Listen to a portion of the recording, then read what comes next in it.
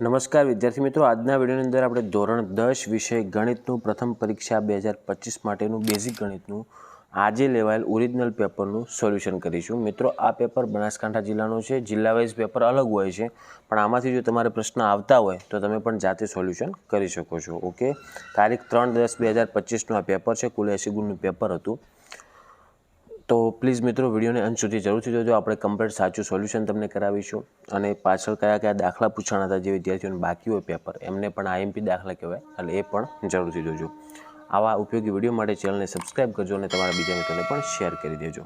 જો મિત્રો, વિભાગ એમાં પહેલાં તમારે 24 ગુણનો વિભાગ એ આવશે, જેમાં પહેલાં 6 આપેલા હતા તમને ખાલી જગ્યા. જેમાં પહેલું શું છે જુઓ, 3 + વર્ગમૂળ 16 એ ખાલી જગ્યા સંખ્યા છે. તો એમાં જવાબ આવે મિત્રો સમય સંખ્યા કહેવાય, કારણ કે 16નું વર્ગમૂળ નીકળે 4 થાય અને 4 અને 3 7. ઓકે, એટલે એ સમય સંખ્યા કહેવાય. બીજું છે દ્વિઘાત બહુપદી આપેલી છે ax² + bx + c, જ્યાં n is not equal to 0 ના શૂન્યો આલ્ફા અને બીટા હોય તો આલ્ફા × બીટા. શોર્ટમાં એમ કહેવા માગે છે કે શૂન્યોના ગુણાકારનું સૂત્ર શું થાય, તો c/a જવાબ આવશે એમાં.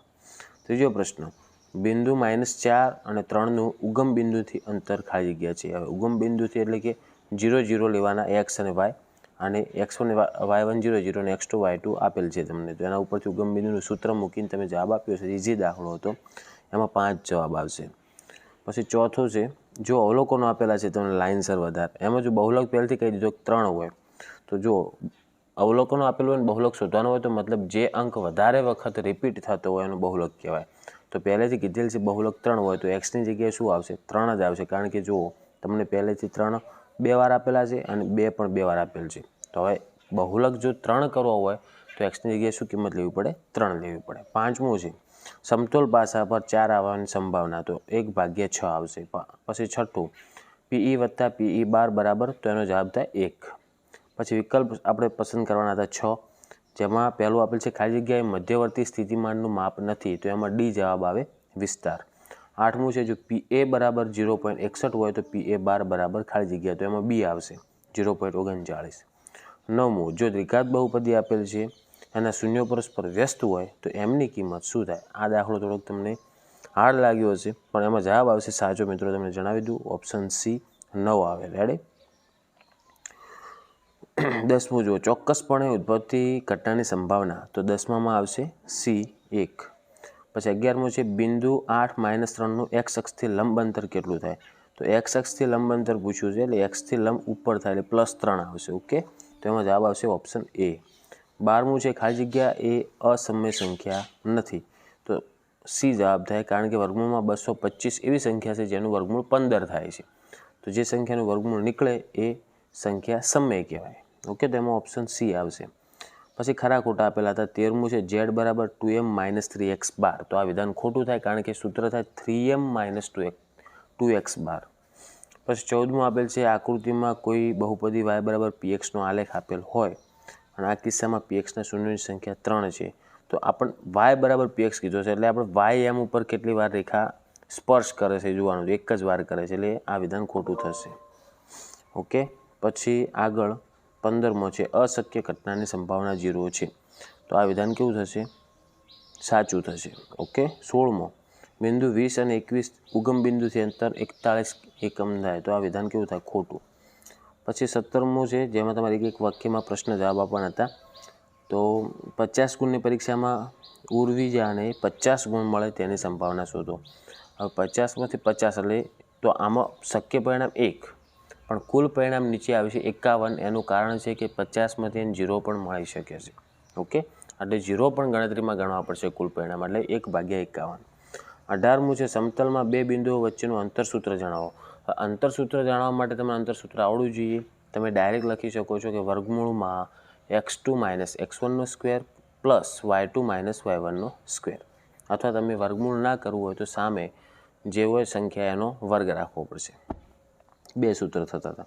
19મો છે, તમને જુઓ 6x - 2x² + 7 નો આલેખ. જો તમને ક્લિયર ના દેખાતો હોય તો હું રકમ બોલું છું, એનો આલેખ કેવો હશે, તો 19માં આવશે જવાબ મિત્રો નીચેની તરફ ખુલતો પરાવલયનો હશે. રાઈટ, પરાવલય તરફનો આલેખ આવશે. પછી 20મો છે એક્સ બરાબર 0નો આલેખ શું દર્શાવે, તો એનો મતલબ એવો થાય કે એક્સ બરાબર 0નો આલેખ શું દર્શાવે, તો વાય અક્ષ દર્શાવે છે. ઓકે. પછી જોડકા હતા બહુલક ઝેડ બરાબર, તો એમાં જુઓ બહુલકનું સૂત્ર મૂકી દો 3m - 2x બાર, તો ઓપ્શન એ જવાબ થશે. પછી 22મો છે એ પણ સૂત્ર હશે alpha plus beta plus gamma, આ તમને આપેલા છે ચેપ્ટર 3માં, સોરી ચેપ્ટર 2માં બહુપદીઓમાં. ઓકે, તો એનો જવાબ આવશે મિત્રો 22માં ઓપ્શન એ -b/a. પછી 23માં છે આલ્ફા ગુણ્યા બીટા ગુણ્યા ગેમા, મતલબ 3 શૂન્યનો ગુણાકાર, તો એનો જવાબ થાય શું મિત્રો ખબર છે, -d/a. જે તમને ઓપ્શન આપેલું ન હતું, દેખાતું નથી ક્લિયર, તો એમાં કદાચ ડી આવી શકે. ઓકે, બાકી એનો સાચો જવાબ થાય -d/a. અને 24મું છે 5, 10, 15નું 9મું પદ, તો એનું 9મું પદ આવશે 45, એટલે ઓપ્શન બી એનો સાચો જવાબ થાય.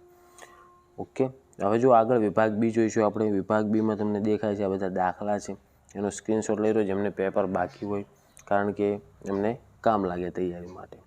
ઓકે, પછી એનાથી આગળ વિભાગ સી, જેમાં 3 ગુણના દાખલા હતા. એમાં તમે જોઈ શકો છો કે સમીકરણનો ઉકેલ મેળવવાનો છે, લોપની રીત કરીને કે આદેશની રીત, સમાંતર શ્રેણીના દાખલા છે. પછી મધ્યક આપેલો છે, એના ઉપરથી આપણે ખૂટતી આવૃત્તિ શોધવાના 3 ગુણમાં દાખલો આવેલો છે. તો પણ બધા દાખલા ઇમ્પોર્ટન્ટ હતા, ચેપ્ટર વાઇઝ આવેલા છે. વિભાગ ડી, જેમાં તમારો પ્રમેય આવેલો છે પહેલો, જો સમપ્રમાણતાનો મૂળભૂત પ્રમેય લખો, આપણે મૂકેલો પણ છે. પછી એના અથવામાં બીજા દાખલા પણ આપેલા છે.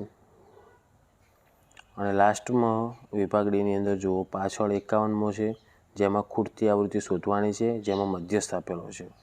પછી 52માં માહિતીનો મધ્યક સીધો શોધવાનો છે. 53મો છે સરખી રીતે ચીપેલા 52 પત્તાવાળો સંભાવનાનો દાખલો. અને 54 આગળ એ પણ સંભાવનાનો જ છે કે ગોળ ફરતી તકતીવાળો, જે તમારા સ્વાધ્યાયનો બેઠો દાખલો આવેલો છે. ઓકે, તો આ તો મિત્રો આપણે ઓરિજિનલ ધોરણ 10 ગણિતનું પેપર બનાસકાંઠા જિલ્લાનું. ઓકે, તો બીજા મિત્રોને જો જિલ્લા વાઇઝ પેપર અલગ આવતા હોય તો એ પણ આ પેપરની તૈયારી કરીને જજો, કારણ કે તમારા માટે આઈએમપી પેપર કહેવાય. હવે જે વિદ્યાર્થીઓએ પેપર આપ્યું છે એ વિદ્યાર્થીઓ જણાવજો કે તમારે કેટલા માર્ક્સ આવશે, કોમેન્ટ કરજો. આશા રાખું છું કે મિત્રો વિડીયો ઉપયોગી બન્યો હશે, તો વિડીયોને લાઇક કરો, આવા ઉપયોગી વિડીયો માટે ચેનલને સબસ્ક્રાઈબ કરો અને તમારા બીજા મિત્રોને શેર કરજો. હવે મળીશું આપણે નેક્સ્ટ વિડીયોમાં. Thank you so much for watching my videos. Thank you so much.